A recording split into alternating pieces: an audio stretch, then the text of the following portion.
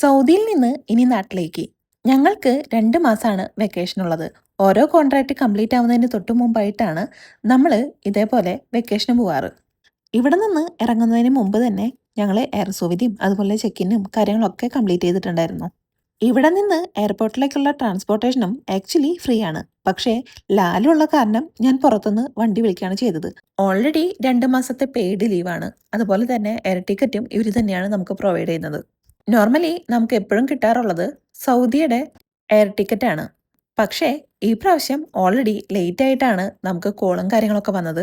അതുകൊണ്ട് തന്നെ ഗൾഫ് എയറിനാണ് നമ്മൾ ഈ പ്രാവശ്യം നാട്ടിലേക്ക് പോകുന്നത്. അതുകൊണ്ട് തന്നെ നേരെ പോയത് ഓൾഡ് എയർപോർട്ടിലേക്കാണ്. അവിടെയാണ് ഇന്റർനാഷണൽ ടെർമിനൽ ഉള്ളത്.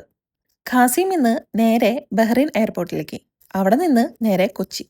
ചെന്നിരുന്നപ്പോൾ തന്നെ നല്ല ലെഗ് സ്പേസ് കണ്ടപ്പോൾ ഞാനൊന്ന് ഞെട്ടി. പിന്നെയാണ് മനസ്സിലായത് ഓക്കെ എക്സിറ്റ് ഡോറിൻ്റെ അടുത്താണ് ഇരിക്കുന്നത്, അതുകൊണ്ടാണ് ഈ ലെഗ് സ്പേസ് എന്ന്.